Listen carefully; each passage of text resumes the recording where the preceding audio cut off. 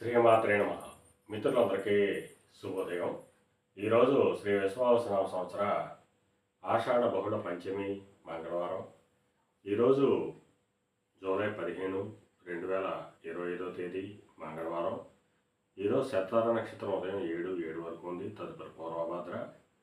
ఈరోజు దుర్ముహూర్తం ఉదయం 8:20 లాగైతే 9:04 వరకు ఉంది. మరలా తిరిగి రాత్రి 10:58 లాగైతే 11:42 వరకు కూడా దుర్ముహూర్తం ఇవ్వడం జరిగింది.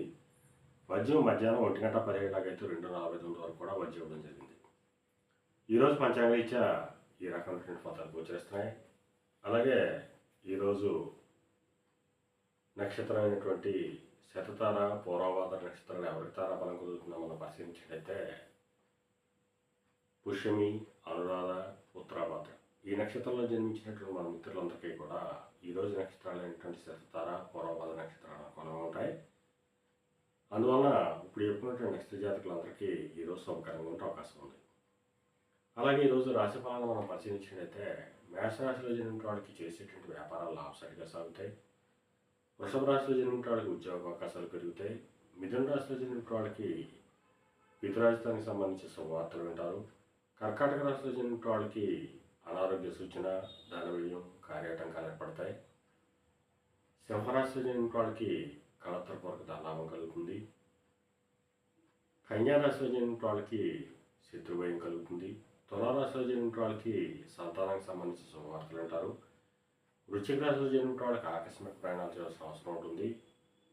ధనురాశిలో జన్మించిన వాళ్ళకి పరాక్రమవంతమైన ఆదాయ వనరులు ఏర్పడతాయి. మకర రాశిలో జన్మించిన వాళ్ళకి ధనాదాయం వృద్ధి చెందుతుంది. కుంభరాశిలో జన్మించిన వాళ్ళకి కొద్దిపాటి ఆరోగ్యం, కార్యజయం కలుగుతుంది. మేన రాశిలో జన్మించిన వాళ్ళకి అనారోగ్య సూచన, ధనవ్యయం కలుగుతుంది. ఈరోజు ద్వాదశ రాశి యొక్క ఫలితాలు ఈ రకంగా తెలియజేయడం జరిగింది. అలాగే ఈరోజు ఫైనాన్స్ రంగంలో ఉన్న వాళ్ళకి కానీ, బ్యాంకింగ్ రంగంలో ఉన్న వాళ్ళకి కానీ, మధురైనటువంటి వస్తువులు క్రయ విక్రయాలు చేసిన వాళ్ళకి కానీ, అలాగే ఎలక్ట్రికల్ డిపార్ట్మెంట్లో ఉన్న వాళ్ళకి కానీ, ఎలక్ట్రికల్ వస్తువులు క్రయ విక్రయాలు చేసిన వాళ్ళకి కానీ ఈరోజు మిక్కిలి శుభదాయకంగానూ లాభదాయకంగా ఉండే అవకాశం ఉంది. అలాగే ఈరోజు మంగళవారం.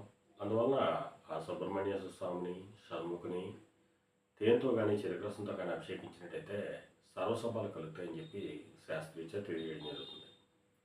అలాగే మరలా రేపటి శుభోదయం కార్యక్రమంలో మరిన్ని విషయాలు తెలుసుకుందాం. అంతవరకు మన మిత్రులందరికీ మరొకసారి శుభోదయం. ఇట్లు మీ పెద్దబాబు సిద్ధాంతి గొల్లలమావిడి.